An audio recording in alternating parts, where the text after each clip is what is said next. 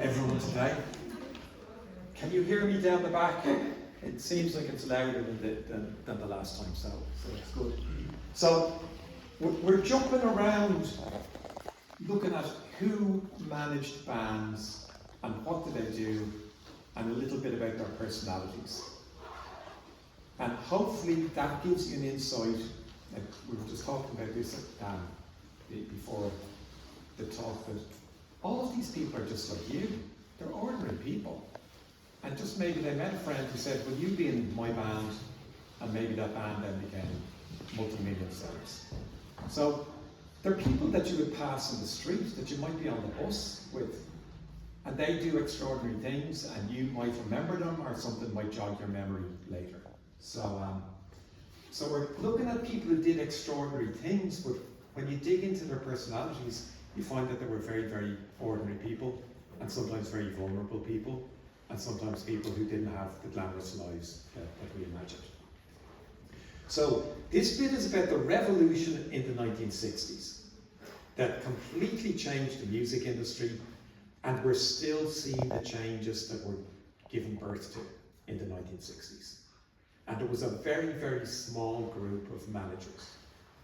And they were generally very, very connected with each other.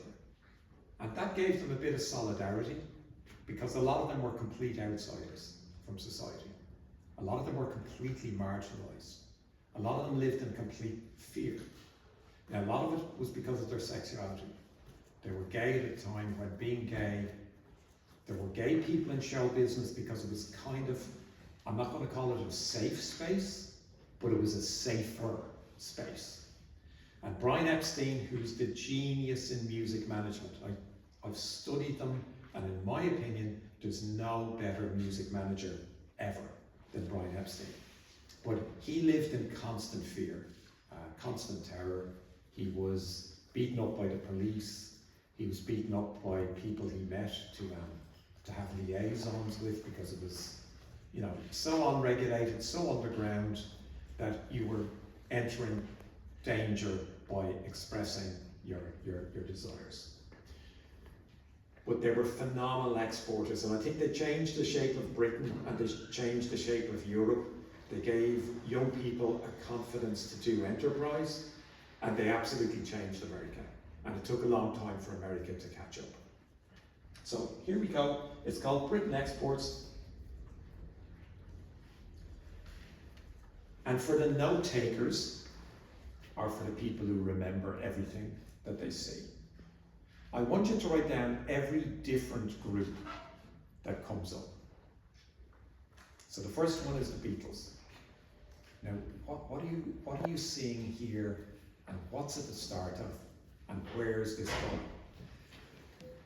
So I'm showing you the cover of every album by a British group that went to #1 in the States, from 1964 all the way up to 1972.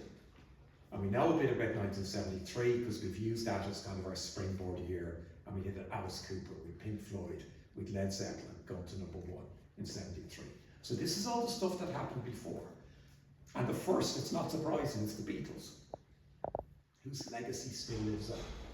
So every time you see a new British group, write it down, and then we'll talk about the managers. There's the first British album that goes to #1 in the States in this era.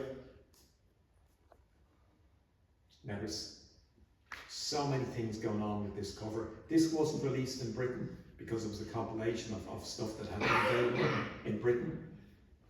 And there's something you would never see before. You're never going to see on the debut Metallica album, the first Metallica album.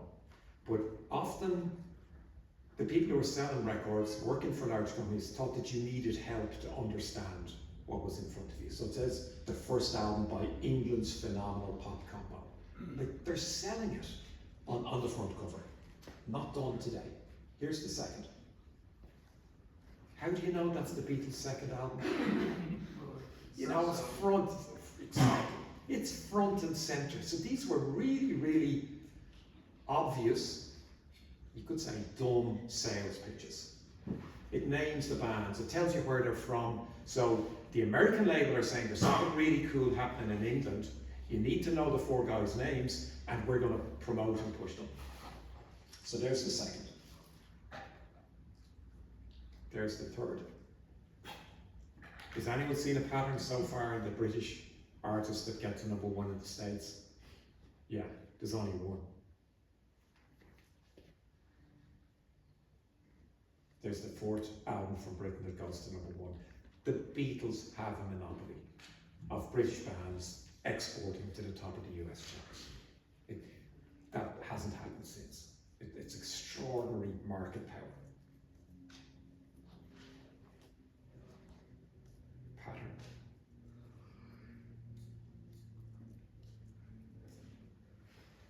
So here's the second entry down. The Rolling Stones. Out of our heads. You can think about what that's meant to represent. Is that their first album? No, but it's the first album by the Stones that goes to #1 in America. Okay. Now, the most interesting thing on this album is something that you mightn't even notice. And it's the little thing after the band name. What do you see there? Little cluster. A flower. The outline of a flower. The 1960s is the hippie era. It's the flower power era. That's incredibly important to me, that the Rolling Stones put this on their cover. And it relates to something else. This is the era when the record labels used to put their names very prominently on the record label, on the actual cover as well as the label. Thank you, the Rolling Stones. Let's get back to business as usual. The Beatles. It's not a monopoly anymore because there are two of them, so it's a duopoly. So only two British acts have got to #1 in the States by now. It's the Beatles again. This cover was banned, so I thought I would share it with you. There were a couple of thousand made, and can you imagine what the American record label thought of their cuddly import, happy, joyful band who sold records to old people as well as children when this cover came out? Why would the Beatles have done this, do you think? So they've got babies, baby dolls, and lumps of meat. No, I don't want you to guess, to imagine. But at this stage, the Beatles are sick of playing the pop game. You know, they want to stretch, they're revolutionaries. They're about to make music that isn't pop, is pure psychedelic rock. So they're beginning to stretch themselves, but you can imagine what the record label in the States thought when they saw that. So this cover was suppressed, and instead you get this one. Little bit more cheery. So we're still only two groups in, only two groups from Britain, and they have a very, very interesting relationship. Yeah, back to the Beatles. Back to the Beatles. This is their iconic album.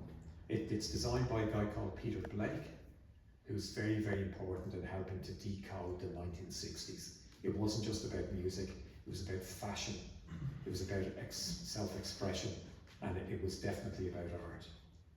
And there's the Beatles with Sgt. Pepper's, and it gets knocked off #1 by Bobby Gentry, the female country singer, who was an absolute rabid and open feminist. So that's really interesting for American country music. I wonder who's #1 in the next one.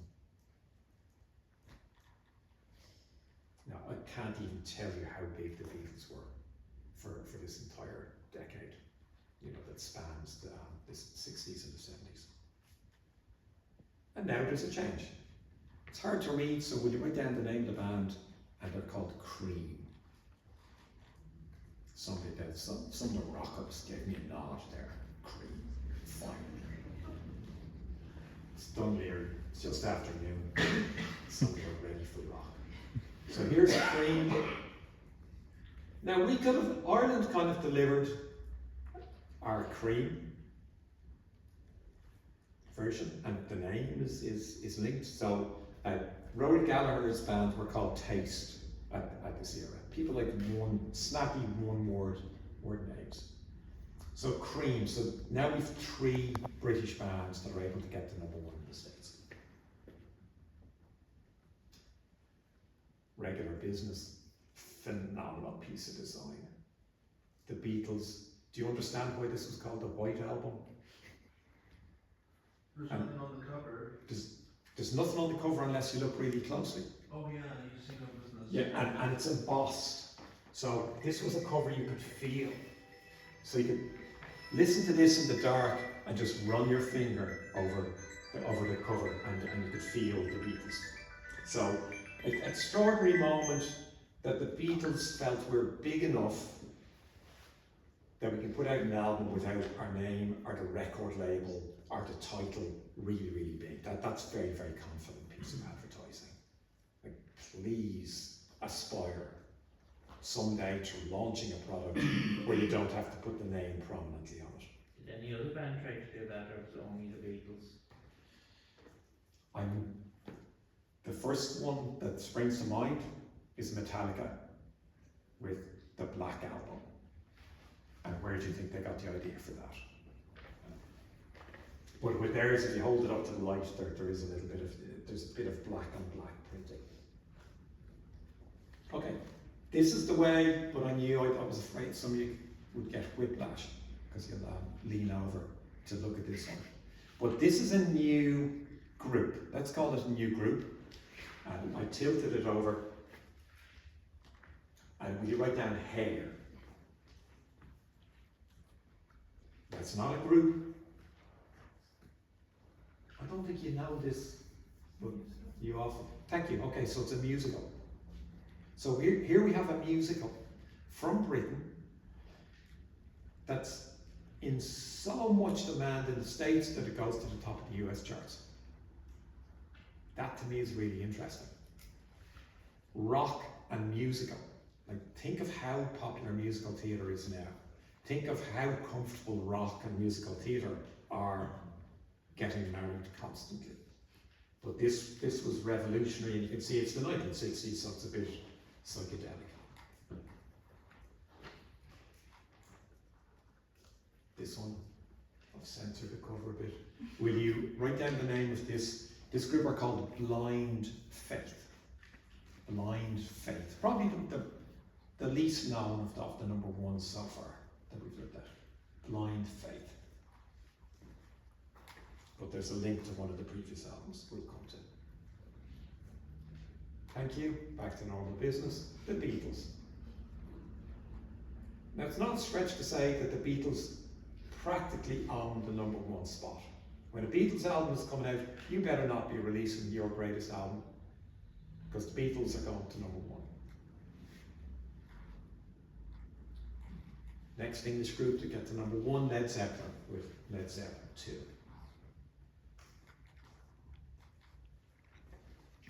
Getting into the 70s now, rock is changing. I adore this cover. This is Paul McCartney, because the Beatles have broken up. So what do the Beatles do when they break up? They release solo albums, and they go to #1 in America, because the legacy of the Beatles and the music they're making is what the Americans want. So the Beatles' legacy lives on even when they've split up. So I'm counting this as the Beatles, as the band that were started by Brian Epstein as a manager, as a force. What knocks Paul McCartney off #1? The Beatles. So he's doing all right that month.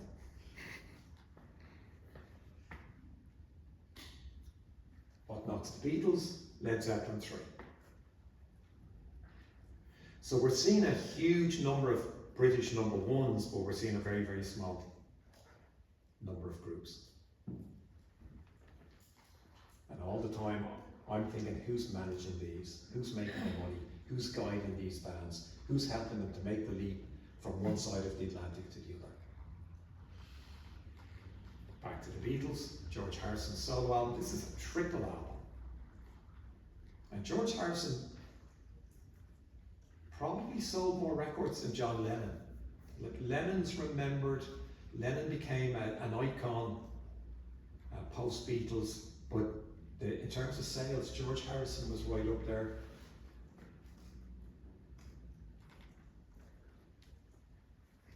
I don't know if you know this, Jesus Christ Superstar. Some of you do? Okay. And this is the UK album. Too scary for the Americans.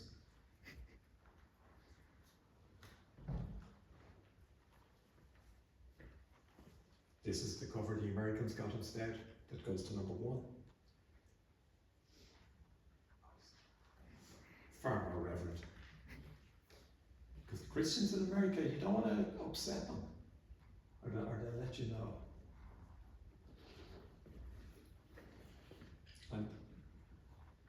And finally, because we'll have covered the 60s and up to the end of 72, we have the Rolling Stones.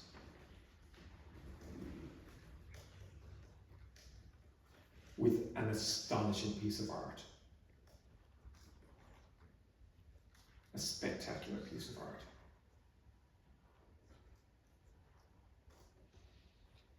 Who's the most famous artist in the world at this time? Andy Warhol. Andy Warhol designs this.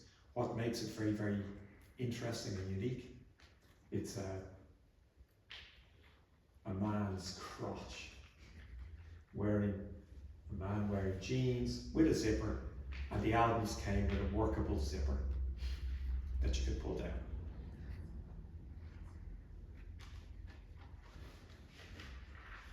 Now I know that some of you ran out of the room when I said that, to go down to the record shop to see if it's in stock. It's gone. You missed it. But I know what you're saying. Michael, what happened if you unzipped the man's trousers when you bought the album? Correct. You saw a photograph by Andy Warhol of a man's underpants. And then quickly zipped it back up and pretended you hadn't touched the zip. Now there was a bit of a downside to this, because if you stack a load of records that have a zip on them, it breaks the records. So the shop said, please don't have to send those to us. So the solution was to half pull down the zip. Later, Alice Cooper kind of took this idea, and he was thinking, what would make boys buy a record? And so for the album School's Out, it came in the shape of a school desk, and you opened it, and he was thinking, what would be the coolest thing for boys to have in their school desks? So all of the Alice Cooper records came wearing a pair of panties. They sold out. Before any of you go down to the shop, they sold out. But all the time people are looking for ways to sell their product. And some of them are the cheesiest, worst, saddest ideas you've ever heard. And sometimes those records went to #1. So it's interesting how people thought. And we're almost at the end of 1972, but there's a new entry, and he's interesting because he's managed by an Irish guy. I don't know if you know him, but your grandmothers do. A singer called Rod Stewart. England's Daniel O'Donnell. Scotland's Daniel O'Donnell. But Britain is exporting, but there's still a very, very few acts that get to #1. Another Beatle, what a surprise. John Lennon. This is an iconic album. This is one of the most famous albums ever made. It's #1 for a week, and then it's gone. So it doesn't stay #1 for long.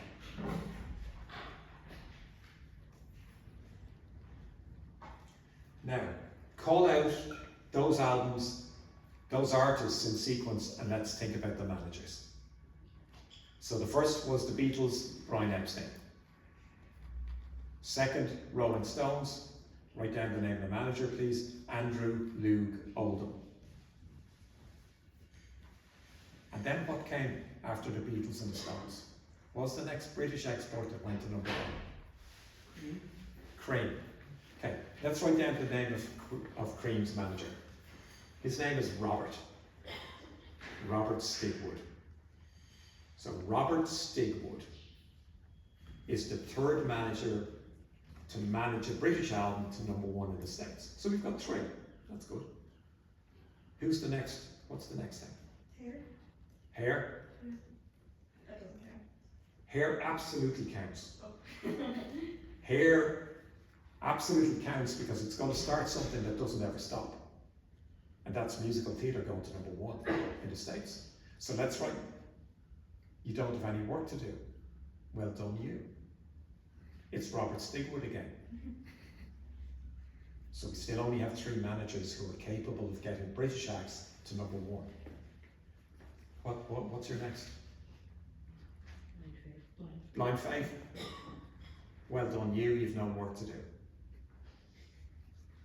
Robert Stigwood again. Because it's a supergroup with Eric Clapton in it, just like Cream. What do you have next? Led Zeppelin. New manager finally, Peter Grant.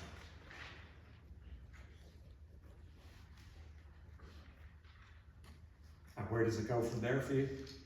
George Harrison? Thank you, it's the Beatles, so that's still, Brian Epstein started that. Now, Brian Epstein is dead at this stage, but I'm still giving him credit for introducing the Beatles to the top of the US charts. Jesus Christ Superstar. Thank you. You've no work to do. Robert Stigwood again. And let's stop there. So over a 7-8 year period, only 5 managers are able to bring British acts to #1, but there's a huge number of albums that come. So it's an incredibly powerful force.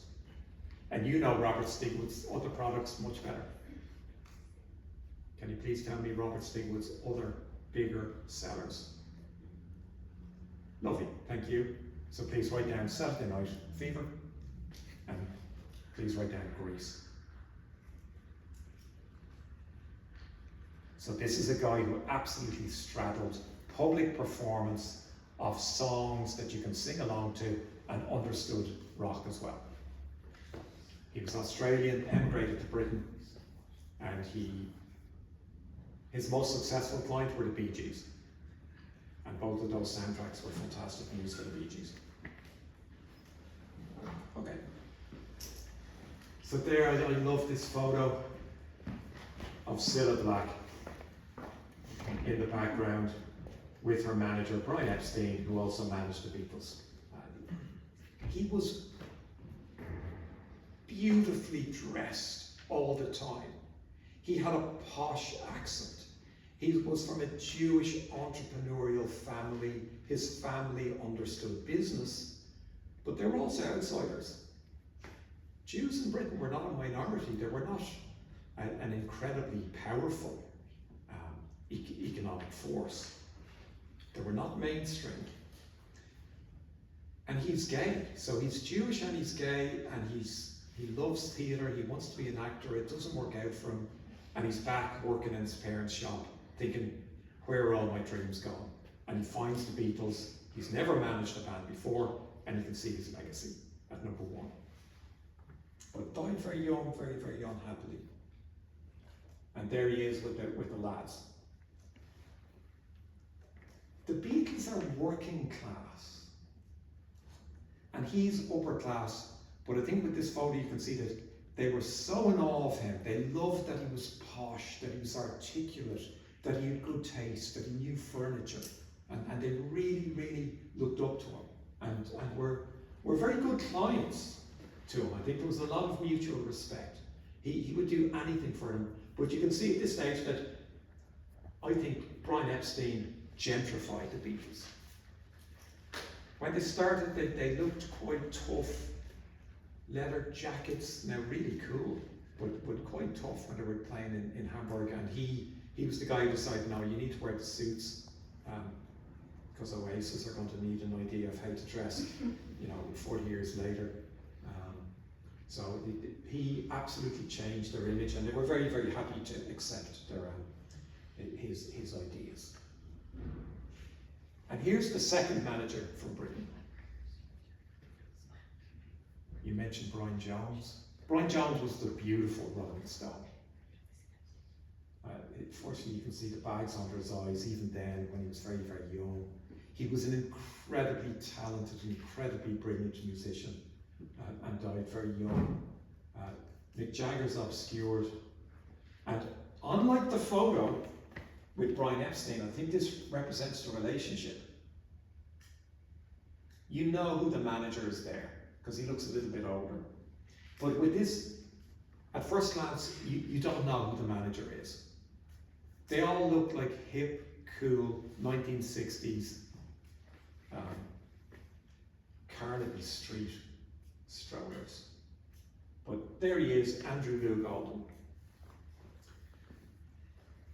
And Brian Epstein completely changed the music industry. The Beatles spent far more time at #1 in the States than the Rolling Stones did. But I would say that the legacy of Andrew Loog Oldham is probably bigger in the music that you listen to now. Because he invented a type of human being. So he finds this group, and the Rolling Stones are very, very well dressed when he finds them. He says, no, the Beatles. Beatles have done that. Everyone loves the Beatles. And he wanted to make a product that was differentiated from the Beatles. He wanted to make an anti-Beatles, even though both bands loved each other and were really good friends. So a great thing, Blur, Oasis, a great thing to do is to form a rivalry. Rivalries sell.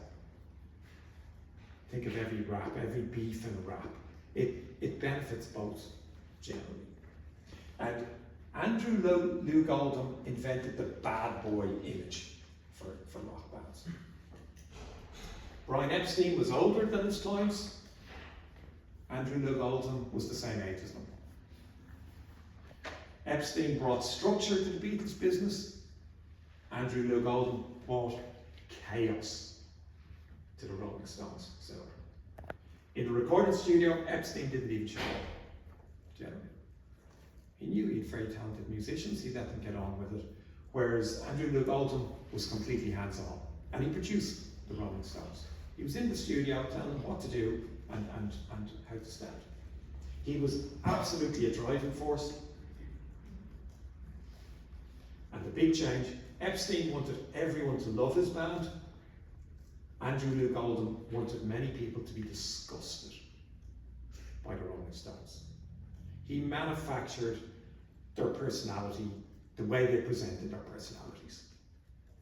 He wanted your parents to hate them because he knew that would make you love them more. You know, and this has been done constantly ever since. And he thought, well, because they're so gentle, they're so polite, they don't really know how to act badly, they don't know how to be obnoxious, so he showed them how to do it. So he was their role model. He was ignorant, he was pushy, he was obnoxious at times, and they thought, whoa, you can do that. And then that became their public personality. So the Rolling Stones, if you met them at the start of their career, they probably would have asked you, what would you like in your tea? And after Loog Oldham got them, they would probably have poured it on top of you. And, you know, he wanted them to be a threat, he wanted them to come across as being hostile, as dangerous, as edgy, and it completely worked. So Epstein, to me, was the best pop manager ever. And Andrew Loog Oldham was the manager as a pop star. Epstein, he could talk, he could be on TV, but he wasn't looking to, hey, look at me. Whereas Andrew Loog Oldham was absolutely, please, please, look at me. And everyone who followed, the Simon Cowells, the Louis Walsh, the Sharon Osbourne, Suge Knight, all of those were following the template that Andrew Loog Oldham had made. He was incredibly young, he was incredibly precocious, and I think he did something very, very early on that gave him the seed for how do you take youth culture and make it into the mass culture. How do you take something that's really niche, really unusual, and make it into the mainstream? And he worked for a woman in her shop, a woman called Mary Quant. And he wasn't in the music industry, but he was in the presentation industry. Now he didn't stay there long, because after a while, I think he went into some of the senior partners and said, yeah, here's what I would do if I was running the company, and it would be much better than you. And they said, okay, goodbye. Go off and do. But they remained friends, but I think he learned a lot. And it's really, really important to go back to my first point, is that you can't look at the 60s for the musical revolution without understanding the fashion, without understanding hair. Hairdressing went under a huge, Vidal Sassoon, you get superstar people who do hair. And that was really different. Up to the 50s, rich women went and they basically had beehives erected on their heads. But 1960s, you began to see haircuts that were designed for you to look fabulous with very little effort. And then Mary Quant designed the clothes and then the makeup to go with that. And that's where Andrew Loog Oldham sees how to sell stuff to young people. Okay, the young genius, I'm happy to call him a genius. The Stones made a point of being scruffy as part of the image he has moulded for them. Mr. Oldham does not. So this was an interview with him in an Australian newspaper. I think it was the first time the Stones had gone there, and he's part of the Superstar halo. Where the paper wants, you look fabulous, because he was obsessed with fashion. His clothes were tailored, they were distinctive, he really stood out. Now, way after this, I saw him walking down the street in Toronto, and I just followed him, for about 15 minutes. He was walking around with his wife. I just thought, that's Andrew Loog Oldham. Now, he was probably in his 60s, but it was still like that presence, that he had that swagger all the way.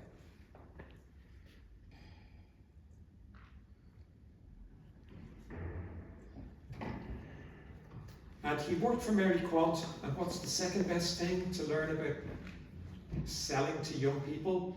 He then went and worked briefly for Brian Epstein as a publicist. So he's close to Mary Quant, he's close to the Beatles, he's close to Epstein. So he's the perfect person to find a pop group and decide, I know how to make them fashionable, how to make them hip. It wasn't enough for Andrew Loog Oldham to deliberately and successfully push the music markets for the Beatles and the Stones apart. By 1966, he was cocky enough to drive a wedge between the business of the Stones and the Beatles. And in the Australian newspaper that I quoted on the previous slide, he recalled how he had worked for the Beatles, quote, until the Epstein organisation started getting too big and impersonal.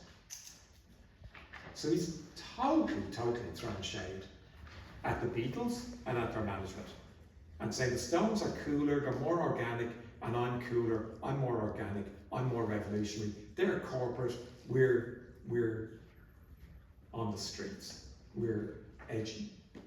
Or to quote a Stones song, we're street fighting men. And it was a really, really cruel statement. It didn't just insult Epstein, it made the Beatles look bad. It made them look like puppets, which they absolutely weren't. The Beatles were in control of every, to a Taylor Swift level. They were in control to a Bruce Springsteen level. They were in control of every single aspect of their career, of their presentation, of their stage show. No decision was made without them being fully involved. Self-praise. The Beatles were starting to be accepted by adults, and I saw there was a vacancy for a group that adults disliked, but the kids adored. That's how I molded them. So he's saying, I'm the Svengali. I'm the genius behind this. The Rolling Stones are kind of stupid enough that I can tell them what to do. So he's even thrown shade at his own band, because at this stage,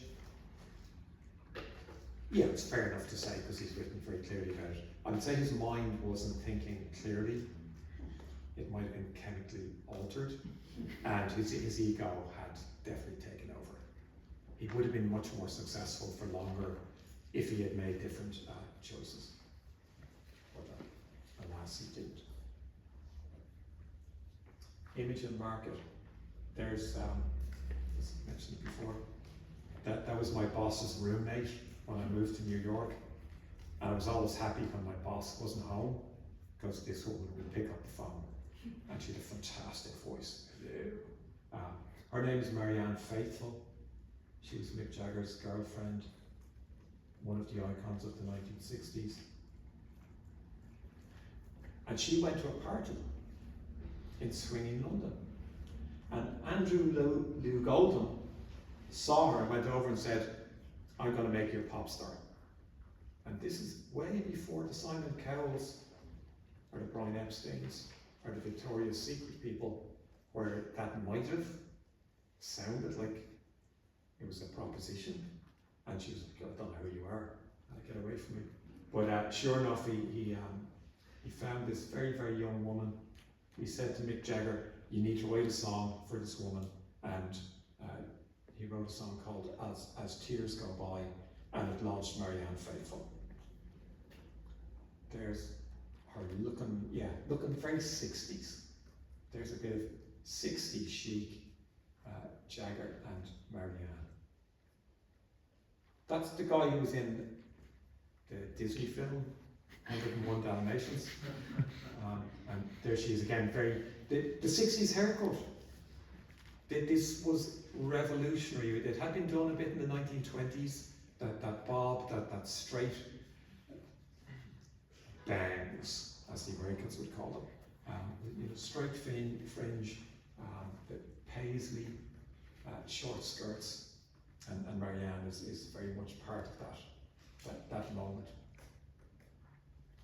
And her quote to the Daily Mirror, really early on in her career, she's very young, there's no doubt that Andrew Lou Goldham has had a big influence on me. And I can't help, instinctively, regarding him as a Svengali in my life. So, he was saying I'm a Svengali, I know what bands should look like, what they should sound like, because he went into the studio with them as well. And then the artists were sometimes saying, yeah, he's the Svengali, he pulls the strings. Very, very early, this is 67. Now, he'd gone to France at one stage.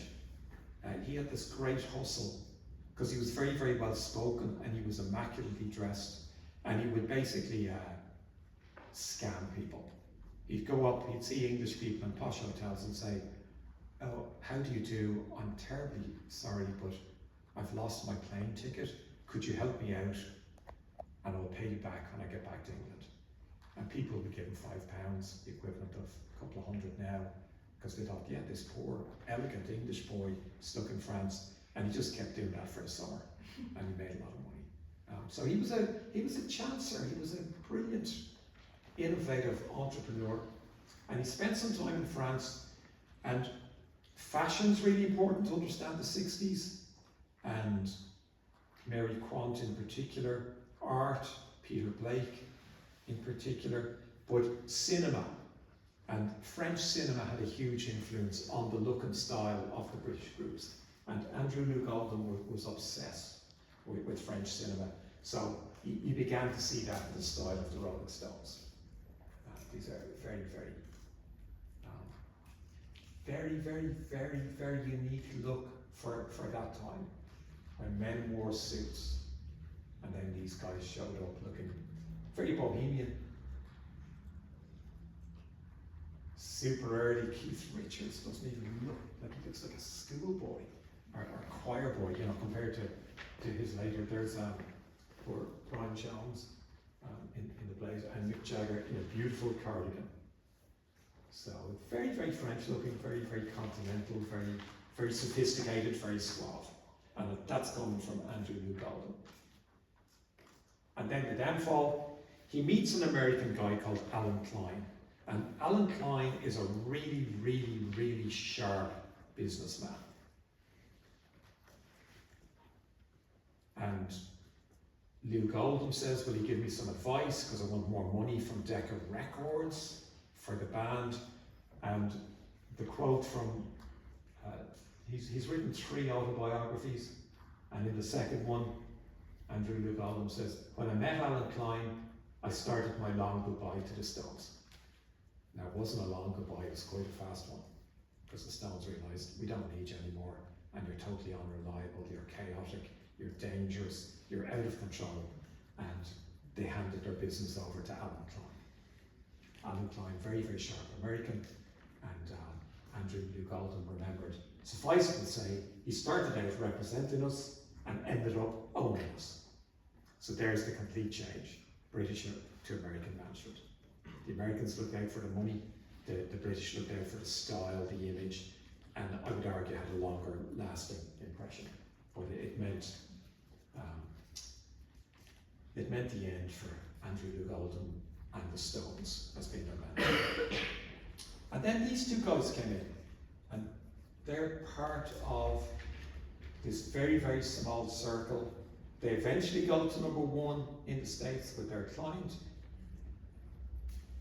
And it's these two lads with a bag of cans, with harp cans in front of them.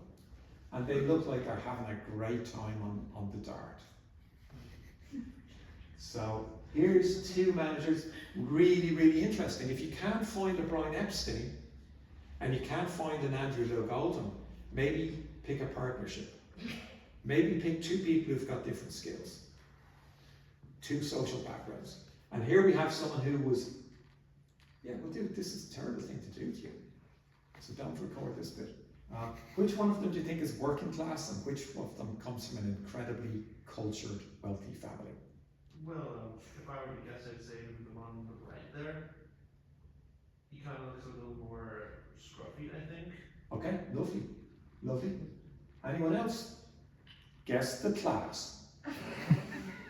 Which is probably illegal. Don't tell the Department of Education. I can't really say the guy on the left looks like he might be from an upper class family who's trying to pretend like he's not, and the guy on the right is vice versa. Okay, but I love that you're thinking like that. You can't tell someone's class from a photograph. You know, how can you know? But at this time, you had this great mixture between incredibly wealthy people and the new pop stars. And a lot of them were working class. So you had this coming together of the classes and them kind of taking each other seriously. Now, part of what influenced my research for the chapter in my book was this book. I hate this cover because I hate the title. This is quite triggering for me. I think this is a dreadful book title. The Velvet Mafia, the gay men who ran the swinging 60s. I don't disagree with the success of these gay men in the swinging 60s, but I hate them being called a mafia, because a mafia is a criminal organisation. And these men were a small group, possibly of 5 or 6 people who felt very marginalised, felt very threatened, who didn't have easy lives, didn't have easy upbringing. So I wouldn't encourage you to think of them as a mafia, as a gang.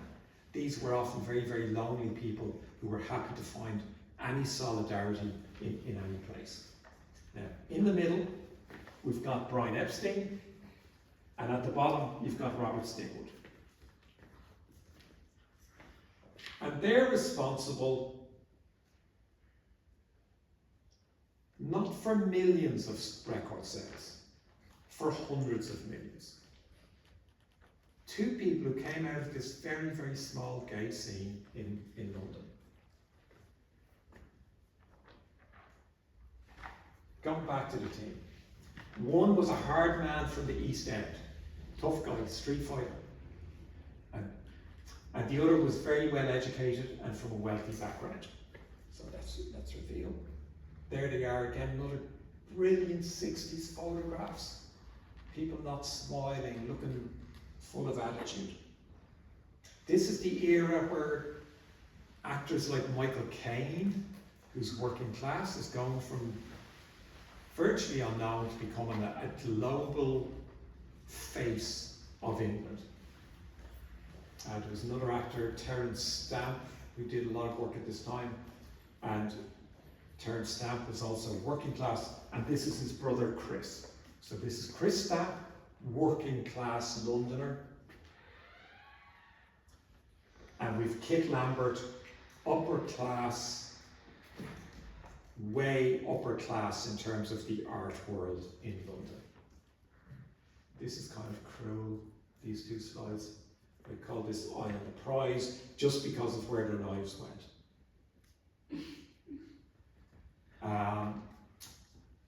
Yeah, Kit Lambert had a really tragic life. Absolute brilliant. He thought that there was something going on in England with young people that was really interesting and really exciting. He loved the way young people were dressing, the music they were listening to, how they were associating. There weren't that many people and many places for young people to go. And he saw a load of motor scooters, beautiful motor scooters, parked outside a club in London. And he went in because he thought this is an outrageously cool scene.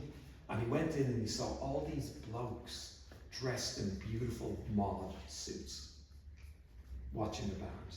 And he thought, I want to celebrate this scene.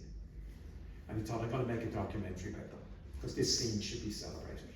Just like when we went to the museum last week, you saw people who wanted to celebrate the music scenes that they were part of. So he phoned his partner, Kit phoned his partner, and his partner was in Ireland at the time, and said, forget Ireland. Leave your job, get over here.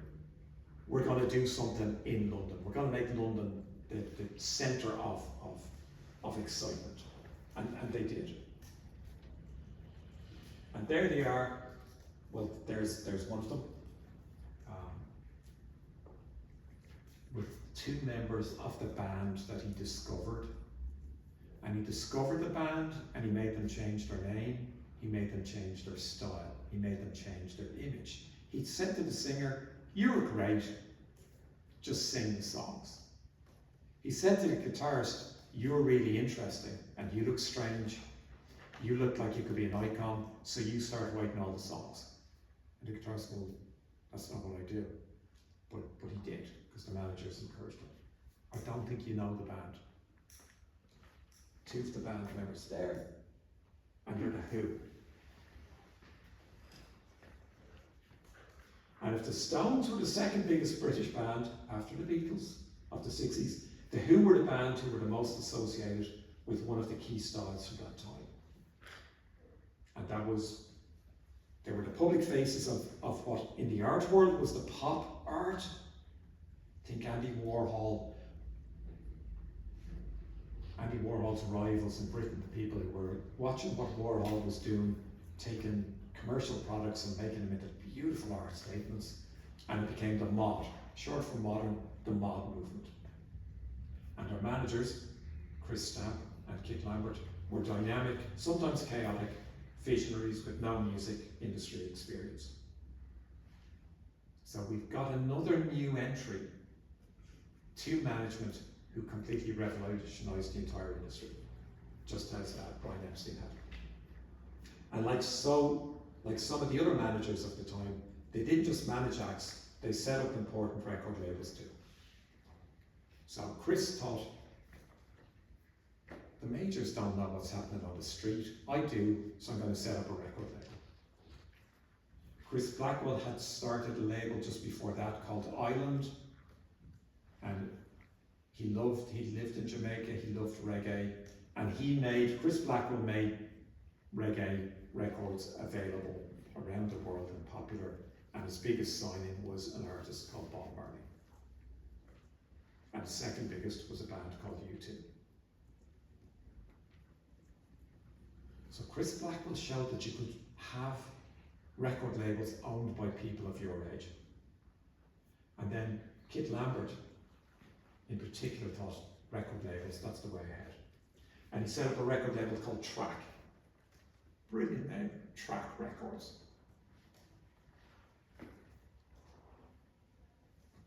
And he also did something completely revolutionary, but that makes sense when we see what was exported to the States. He came up with the idea the first time of a rock opera. So Kit Lambert is the genius who came up with the idea of the first successful global rock opera. Pete Townsend from The Who had been looking at ways of progressing beyond, their music beyond the standard 3-minute pop single. Co-manager Kit Lambert shared Townsend's views and encouraged him to develop musical ideas. And the manager conceived the idea of a rock opera. Hadn't been done before. And the name was Tommy. So he came up with this idea about a deaf, dumb and blind boy, to quote the song. So it was about the senses, it was about experience. And the record label, 1970, that he set up was called Track, and it accounted for 6% of the entire UK singles charts at that time. These two upstarts, these two people who had no background in the music industry, but just felt that they knew what was happening on the street. It wasn't just a success for Lambert and the label, it was a seismic power shift in the record industry. Before that, the majors dominated. Big labels knew how to sell records, and they put their names on the record sleeves, and they owned the charts. And this opened the door to every DIY project that's happened since. So Track, this is a book, a really good book. Track Records had initiated a revolution. It broke the monopoly of the large conglomerate record companies. So who was on the label? It achieved 7 tops, 10 singles in its first 9 months. One was by The Who, one was by Mark Bolan, one was by The Crazy World of Arthur Brown, who, to me, he's the start of heavy metal. He was an outrageous man, and he used to, like, it's the 60s, so he used to wear a piece of metal, like a crown, and he would set it on fire. And he would dance around, and he scared the crap out of people. He wore body paint. Very, very scary guy. He's in his 80s now, and he's still doing it, and he's well worth going to see. And their biggest act was an American that no one liked in America, and his name was Jimi Hendrix.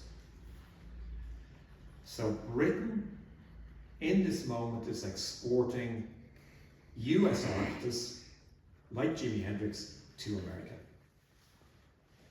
Because they're not getting noticed at home, and these young people think that they know where the action is. They think they know where style and fashion meet, and where the market can be found.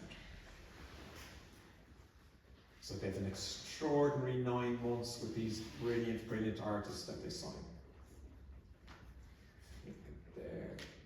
And there's the logo for The Who, and it's, in my opinion, one of the greatest pieces of art ever made, of industrial art. It's so simple. It's Britain. Like right there, it's Britain. But it's Britain now, because of the arrow. And it's pop art, it's so simple, it's so striking, and still looks great. So, the managers brought the idea of image is incredibly important.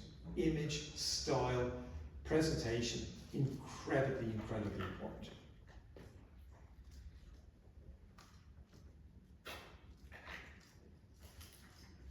There's Keith Moon, who died very, very young. Again, you can see the style, that pop art. Pop art was meant to pop. It was meant to be like Coca-Cola. And you can see Pete Townsend with all the patches on his shirt. The Union Jack jacket. So they played in Dublin in the National Stadium, and Pete Townsend got a message saying, "Don't wear the jacket." I said, "But I love my jacket." "Don't wear the jacket. They'll kill you." The IRA would know he won't. So he was told, "Don't wear the jacket in Dublin." What did he do? He didn't wear the jacket. He had one made in the Irish flag as a Union Jack in the tricolour. And this is the mod style. This is the style imposed on the band by the managers. And where does it come back in rock and roll? Thank you, Oasis. They kept on using the flag, and then it comes back. And finally, here's the new product from the Who. And just quickly write down your other 10 favourite rock ballets. Great, when you finish that, wake me. So this happened last year, and this is another revolution. The idea of taking rock music and putting ballet to it together. Because ballet we know is from high culture, just like classical music. Rock, especially rock for people who've got motorbikes, is low culture. And those forces have been battling each other since culture was invented. And this, I thought, this is extraordinary. Quadrophenia had been a movie. Now I love that they softened the blue. It's gone from the navy blue to a more pastel blue. And it's Pete Townsend, it's Universal Music, it's Sadler's Wells Ballet Company. So how did this happen? How did high culture and low culture meet? And to me it meant because Brian Epstein is high culture. He's an antique furniture expert who meets these working class lads and polishes them up so the Beatles can be the most significant force in pop. Kit Lambert finds working class band, The Who, and exposes them to ideas that he understands because he's from a world of high culture. And this is why. There's his dad. There's a portrait of his dad.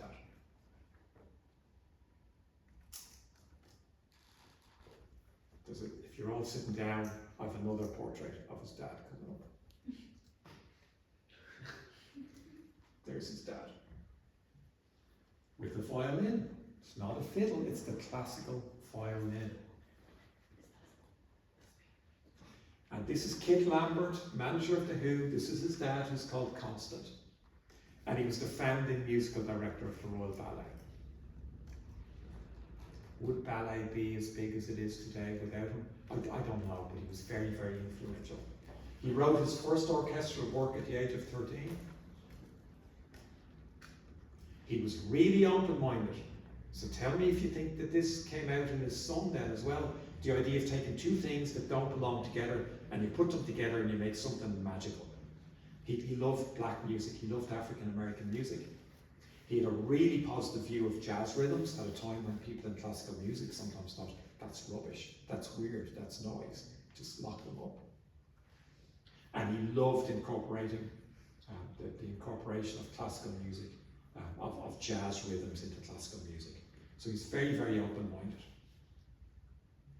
I don't know how great a father he was, based on reading the biography of the family. But it meant that when Kit Lambert found this group, he understood high culture, which is why the first rock opera makes sense to me to be done by The Who, under his guidance. And then it didn't surprise me when it did surprise me when I thought, oh my God, they've made a ballet out of it. Now, the dad died in 1951 before he was 46 of pneumonia and undiagnosed diabetes, complicated by acute alcoholism. We know about Brian Epstein. We know a good bit about Andrew Loog Oldham because he wrote 3 autobiographies and he was very, very prominent in the music industry. We don't know that much about Kit Lambert, except that he had a tragic life. He totally revolutionised music. He brought upper class sensibility. He brought the idea of culture, his understanding of culture, of subculture through his gay lifestyle, that was closeted because it was dangerous. You could be arrested for being out. And we don't know enough about his legacy, unfortunately, because one night he went to score drugs in a gay bar and he was beaten up so severely that he died from his injuries. He went back home. His mother saw him. He was living at home with his mother after the Who had stopped working with him, and she said, "God, you've got really badly beaten up." And he said, "I'm grand, I'll just sleep," and he died of brain hemorrhage overnight. So these talented people sometimes didn't have the lives that we think that they deserved. They changed our lives. They changed culture. But what we saw in the 60s with Epstein, Robert Stigwood was also part of the Velvet, I'm not going to call them the Velvet, the Velvet Lads, I'm going to call them. And Stigwood was incredibly successful. And he met a lad from the Curragh. This is the final story, we'll finish it with Ireland. He met a lad from the Curragh who had gone to London. And the lad from the Curragh loved music. And he went to college in London and he became the entertainment officer. And Robert Stigwood was in London and he met this guy because he was putting on his bands. And said, "Do you want to come and work for Eric Clapton? Because I manage him. Do you want to be the tour manager?" I said, "Yeah, that'd be great." And then Stigwood mentored this guy, and he was managing a band. Stigwood was helping a band, and they were falling apart. And this guy's name was Billy Gaff. The band really liked him, and they decided to break up. And one of them said, "Will you help me? Will you manage me?" And Billy said, "Yeah, I'd be glad to help you. You seem talented, you seem driven, you seem good." And the name of the person who asked our man from Kildare to be his manager was Rod Stewart, who became one of the most successful British artists, British exports to America for the 70s and continues to be so. So we'll end with a photograph of Billy Gaff, whose dad was in the army in the Curragh. And there he is, looking very, very out. He liked the parties, as you may be able to guess from his video. And there he is with Rod Stewart. So it was a very small group of men, because there were no women managers. It was a very small group of gay managers who found each other and helped each other to a good extent. But it didn't end well for most of them. So thank you very much. We'll take our 10-minute break and see you next time.